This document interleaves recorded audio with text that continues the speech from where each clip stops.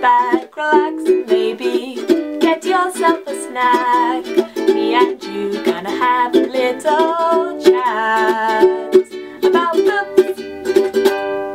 Hey guys! So I'm here today to do a super exciting video, and this will be my announcement of the shortlist from all of my SPFBO entries and my finalist. I have chosen one from the 30 books that will be my finalist to put forward onto the overall SPFBO shortlist. I will then read all the other 9 bloggers, their finalists, and we will together choose the actual winner from the shortlist. So that's very exciting. That's all to come very soon.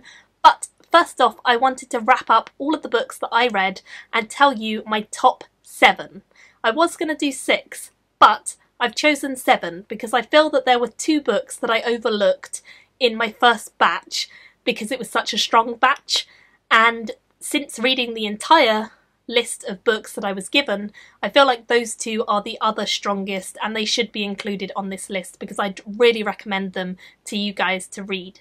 So this is my top 7 from the SPFBO 2017, my list, and let's get started. I'm going to go from 7th up to 1st in terms of how much I like them, and I have done reviews of all of these, so I'll put links to all of my reviews for each of these books down below, but I'll give you a quick rundown of what they're about here. Coming in at 7th place on my shortlist is Darkstorm by M.L. Spencer.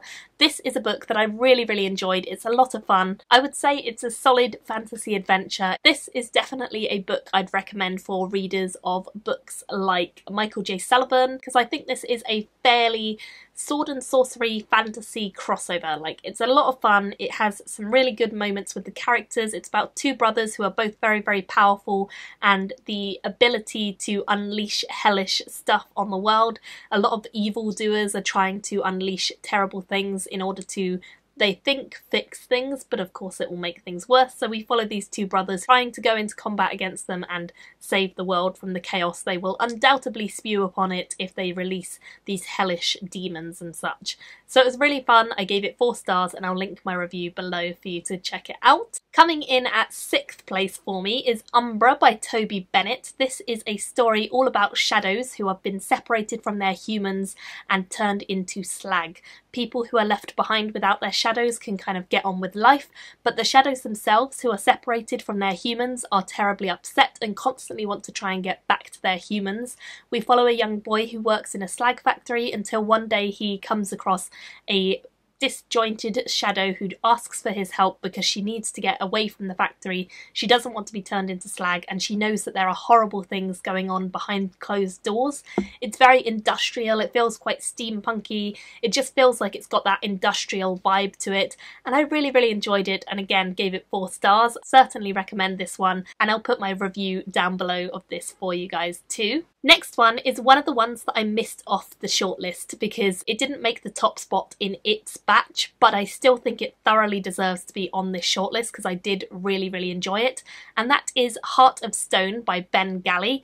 So this one is one that loads of people, since I read this and deleted it, have told me I was wrong or that I should include it, and to be honest, I think they're right. In terms of the rest of the books, this one stands out and is better than a lot of the others, so it does deserve its place on the shortlist, and I'm really happy to include it in this final wrap up. It follows a golem who is many hundreds of years old, and he is drafted into a war between 2 different sides, and he has to just go along with the orders of his master. But he meets a young girl there and she kind of changes his perspective on the world. He's quite cynical, he's quite sad, he's quite upset by all the things and horrors that he's seen over his life, so he tries not to really get involved with humans much. But this girl, who is very persistent and friendly, changes his mind on things and makes him believe there is hope and kind of draws him into her world, and eventually he kind of revolts against the people keeping him in check and changes things with her help. So I really enjoyed it, and again I gave it a solid 4 stars. Coming in 4th is Donna Cook's Gift of the Phoenix. This one was a very classic fantasy in tone. It follows 3 young men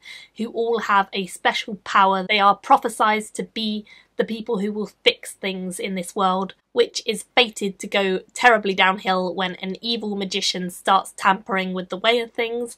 These three young men have to come from very, very different walks of life. They have no idea who each other are, but they quickly find one another, and they have to work together despite their strong differences in opinions, in lifestyles, in culture, in everything, and they have to save the world. It's very classic fantasy, so I think if you like anything like Lord of the Rings, you'd probably enjoy this one, and I gave it a solid 4 stars as well. The third placed entry is by T.H. Paul, and this is exactly my kind of fantasy. It's epic fantasy.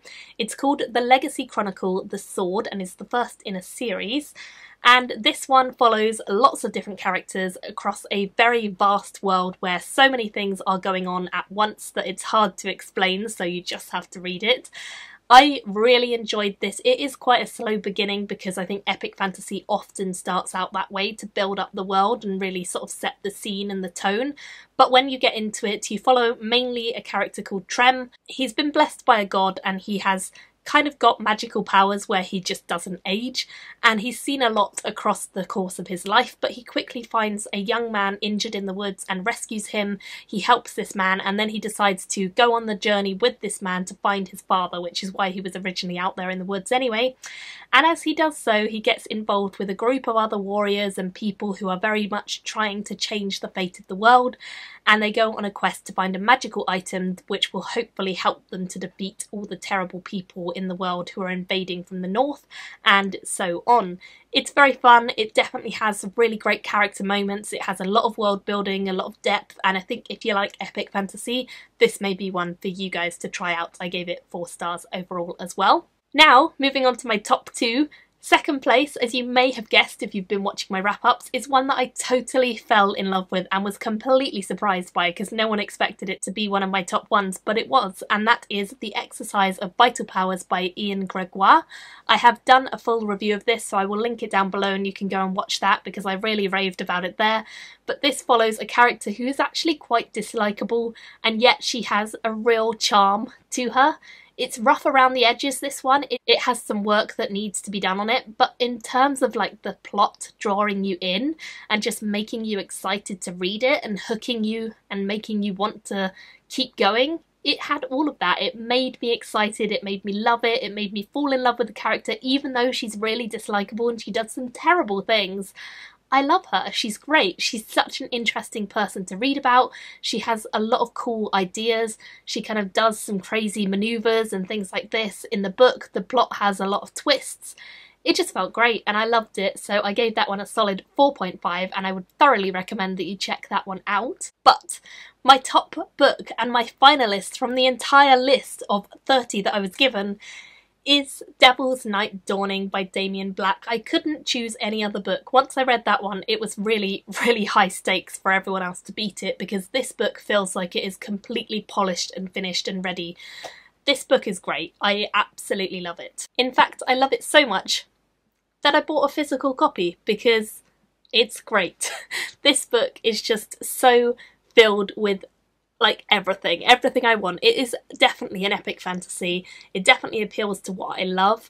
It follows an Argolian monk and his apprentice who are on a mission to try and exorcise demons from this one girl, and when they go there they come back to their order after defeating this demon and they find out that a magical artifact that has been hidden for many hundreds of years has been stolen, and it's going to be terrible if this is discovered, so they have to journey to try and tell the head of their order who lives further away. But on their journey they are completely accosted by demons, by horrible people, by terrible trials. It's a real adventure and they have to try and figure out a way to get through the land, past all of these terrible things going on, and try and tell their head of order. Alongside that we have other storylines in the rest of the world, so we have people who are trying to escape from their father who is dominant and overbearing and trying to marry them off. We have other characters who are warriors and are trying to fight against the king who is corrupted. There's an awful lot going on in this book and it feels like just so well put together. I've even heard that the second one is better. I haven't read it yet, but it's waiting for me on my Kindle, and I was waiting till I'd finished all the SPFBO stuff until I could go onto it. I am now finished, so I can go onto it very soon, and I'm so excited to go onto the second one because this book just really It's a long, chunky book. I think it's about 600 and something pages. But I just flew through this. I just devoured the world. It's so incredibly well fleshed out. There's so much history that you get given. There's so many things that I just loved about it. So this is my finalist. It is my final top book of the SPFBO, and it's the one I'll be putting in to see if it wins. I don't know how good everyone else's books are, but I am pretty confident that this is a good read, if nothing else. And I would say that you guys should definitely check it out. If you want to know more, I'll put my full review below. And I really, really recommend all of these books from this shortlist and everything else. Go and watch all the other wrap-ups and you might enjoy some of the other ones that I didn't rate as highly. They might be more to your taste too. I have had so much fun participating so far, and I cannot wait to read everyone else's finalists. It's very exciting because now we're going to get to the cream of the crop and like see what everyone has chosen from their 30 to be the number one. I'm really, really looking forward to reading all of the other finalists and finally all coming together to choose a winner. It's going to be great.